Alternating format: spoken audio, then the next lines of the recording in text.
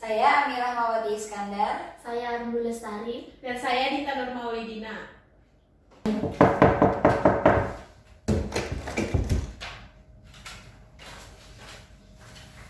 Selamat siang. Siang, Bu. Apa kabar? Baik.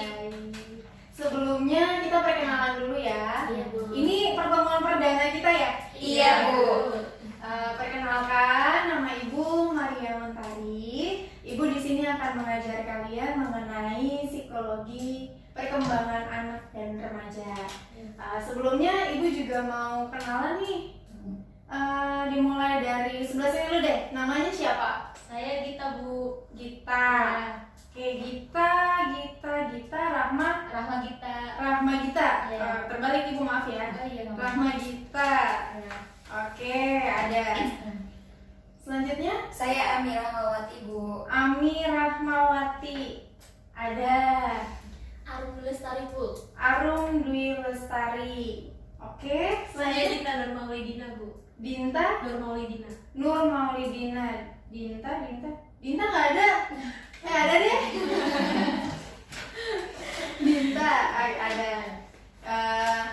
Untuk pertemuan perdana ini, Ibu akan membahas mengenai kemandirian.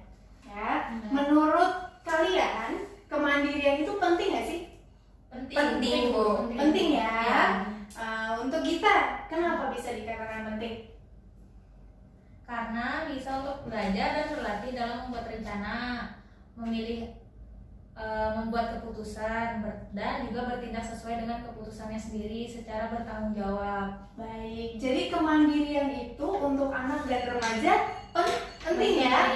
Penting. Nah, karena di sini kemandirian itu adalah suatu kondisi di mana seseorang mampu mengambil keputusan dan inisiatif untuk mengatasi masalahnya sendiri.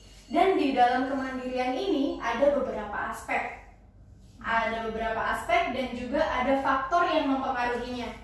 Nah, sekarang Ibu mau kalian mencari, bisa melalui buku ataupun internet, aspek apa saja yang ada di dalam kemandirian serta faktor apa saja yang ada di dalam kemandirian.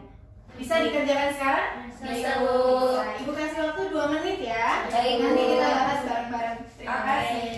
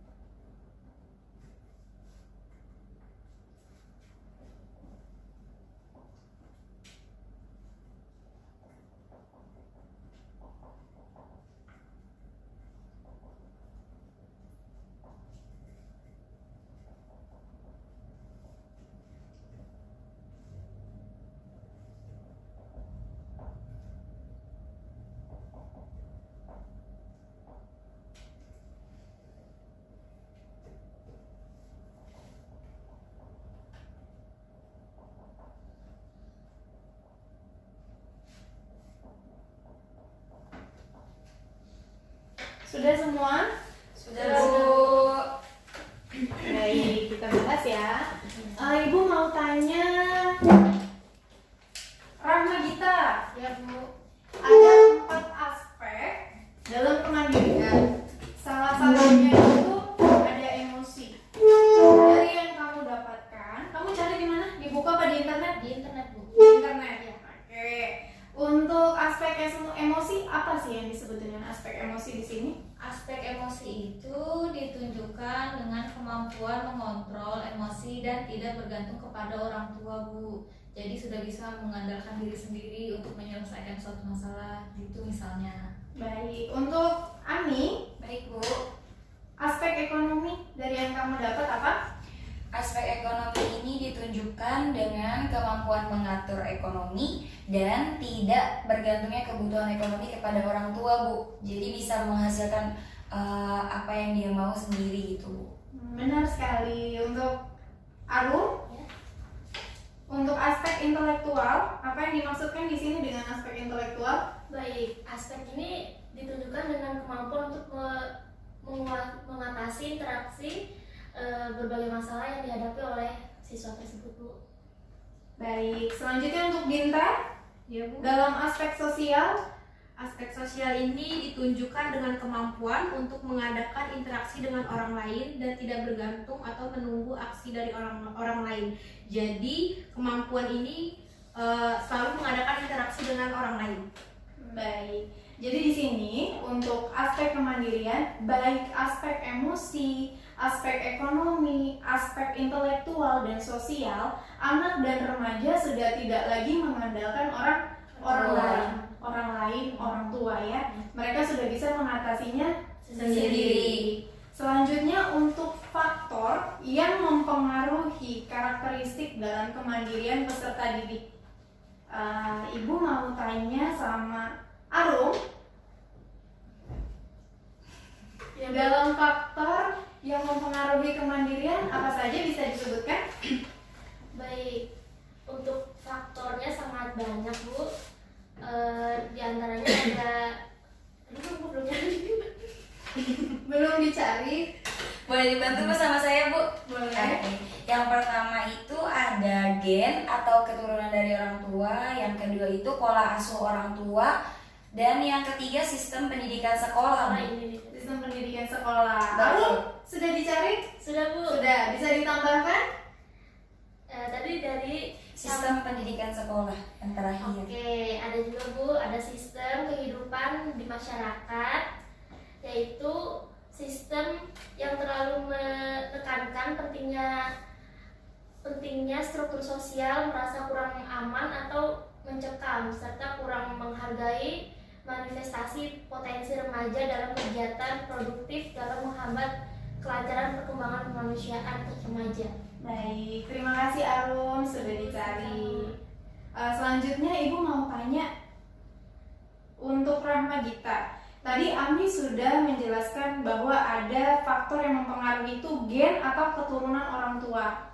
Ya, sudah dicari? Sudah, Bu. Sudah. Bisa dijelaskan apa yang dimaksud dengan gen atau keturunan orang tua di sini? Yang dimaksud adalah orang tua yang memiliki sifat kemandirian tinggi seringkali menurunkan anak yang memiliki kemandirian juga. Faktor keturunan ini masih menjadi kadang perdebatan karena sesungguhnya sifat kemandirian orang itu berdasarkan cara mendidik anaknya, melainkan dari keturunan gitu, Bu. Dari lingkungannya juga mungkin membantu gitu untuk kemandiriannya. Baik. Selanjutnya untuk Dinta, soal kembali nih, Gita sama Dinta. Ya. Tadi Gita udah ya? Ya. Udah, sekarang Dinta. Dinta, yang dimaksud dengan pola asuh orang tua dalam faktor kemandirian ini apa?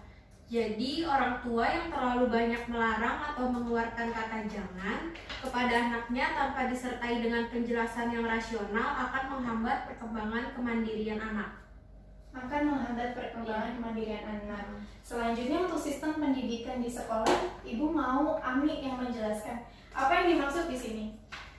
Baik Bu, sistem pendidikan di sekolah ini proses pendidikan di sekolah yang tidak mengembangkan demokrasi pendidikan dan cenderung menekankan indoktrinisasi tanpa argumentasi akan menghambat perkembangan kemandirian remaja. Baik, jadi bisa disimpulkan di sini ya bahwa kemandirian itu terdiri dari 4 aspek. Ada aspek ekonomi, ada aspek emosi, ada aspek intelektual, dan juga ada aspek sosial. Ada 4 aspek yang mempengaruhi kemandirian seorang anak. Dan di sini dari keempat aspek ini ada faktor-faktor yang mempengaruhinya. Ada faktor gen atau keturunan, ada faktor sistem pendidikan, ada faktor apa lagi? Kehidupan di masyarakat. Pola asuh dan kehidupan di masyarakat. Semua saling berkesinambungan di sini. Ya, untuk itu ada beberapa upaya yang bisa kita lakukan untuk membentuk kemandirian seorang anak. Ya, salah satunya dengan ikut berpartisipasi dan keterlibatan orang tua secara penuh serta anak dalam kegiatan keluarga atau lingkungan, serta penciptaan keterbukaan komunikasi di dalam keluarga. Kemudian penciptaan kebebasan mengeksplorasi lingkungan, penerimaan remaja secara positif tanpa syarat atau tanpa pamrih, serta penciptaan kehangatan interaksi antar remaja dengan orang tua. Ya, di sini juga orang tua perlu memberikan kepercayaan kepada seorang anak supaya anak itu memiliki kepercayaan diri bahwa dia bisa melakukannya sendiri. Tapi tetap diarahkan, ya. Dan untuk itu, di sini perkembangan kemandirian peserta didik dan implikasinya bagi pendidikan adalah untuk mengembangkan proses belajar mengajar yang demokratis dan memungkinkan anak merasa dihargai, serta mendorong anak untuk berpartisipasi aktif dalam pengambilan keputusan dan dalam berbagai kegiatan sekolah. Sampai sini bisa dipahami? Bisa, Bu. Ada yang ingin ditanyakan? Tidak ada. Tidak ada. Tidak ada. Jadi sudah cukup jelas ya? Jelas, Bu. Untuk rangkuman yang tadi sudah Ibu arahkan untuk kalian rangkum, mohon disimpan baik-baik. Karena itu nanti akan kemungkinan akan keluar di ujian. Jadi disimpan ya. Ibu harapkan di sini kalian bisa menerapkan kemandirian di rumah masing-masing, begitupun dalam proses belajar, ya. Baik, Bu. Terima kasih untuk itu Ibu tutup pembelajaran hari ini. Bisa? Baik. Nah, kita tutup pembelajaran hari ini. Sampai bertemu minggu depan. Wassalamualaikum warahmatullahi wabarakatuh. Waalaikumsalam.